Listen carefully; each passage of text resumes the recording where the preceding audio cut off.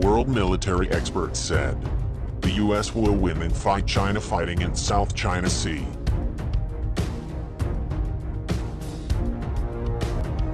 Superior United States reconnaissance would give it the defining advantage against China in South China Sea. If the U.S. and Chinese aircraft carriers were to clash, the U.S. Navy would win.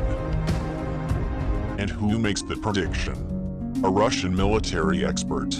Konstantin Sivkov, a member of the Russian Academy of Rocket and Artillery Sciences, argues that superior United States reconnaissance capabilities would trump China's advantages in hypersonic missiles and territory. Sivkov lays out a sort of war game for the U.S. and China carrier clash that seems based on the World War II carrier battles that ago between the U.S. and Japan, particularly the Battle of the Midway. Sivkov will say in the Russian defense publication Military, surpassing the enemy in this respect, the United States Navy is able to significantly level the superiority of the Chinese military in hypersonic anti-ship missiles in region. While the United States military has by far the greatest carrier fleet in the world, and China already has one carrier, is almost ready to sail another. And may eventually, the U.S. build a half dozen or more, aimed to assert Chinese power in the Western Pacific territory and also beyond. That leaves Russia, a traditional land power that has just one carrier, and, now out of commission after a dockyard accident, as something of an interest to bystander in carrier warfare.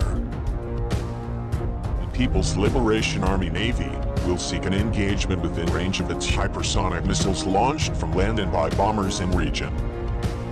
Sivkov argues when the United States try to impose a battle at great distances from coastal bases in region, the Chinese will strive to evade it. And if this is not possible, they will try to solve the problem of the quickest withdrawal of their forces from fire and deflecting the enemy's attacks, Sivkov argues. The smaller Chinese carriers, about half the size of their United States counterparts, and also can only carrying about half the aircraft. And this matter would depend on submarines, land-based H-6K patrol aircraft, and also satellite surveillance to locate the American carrier force. In contrast, the United States carriers would have their own onboard E-2 Hawkeye airborne radar aircraft, and also have AH-18 electronic warfare planes, as well as AWACS land-based radar aircraft. Sivkov believes that the United States carrier group defenses would neutralize Chinese submarines and also patrolled planes, keeping them from fixing the task force's location in region.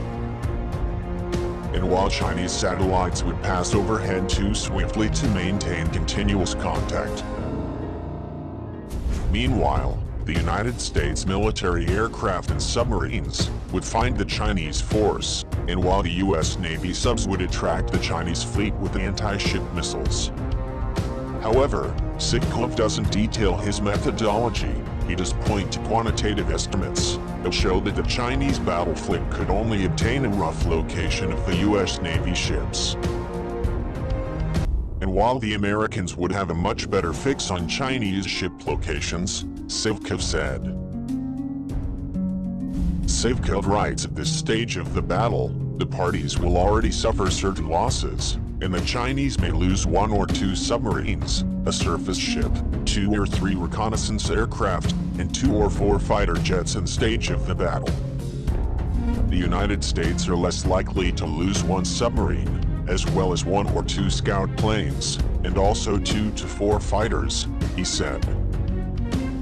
And now, comes the crux of the battle. Sivkov estimates a Chinese carrier could only attack with perhaps a half dozen aircraft, and while the rest are retained for defensive combat air patrol, in scenario Sivkov. These strike planes will launch anti-ship missiles that might disable or sink a couple of United States destroyers on the carrier group's outer screen. However, the power United States carrier can muster a strike force of 30+ aircraft, which will destroy some Chinese military escorts and territory.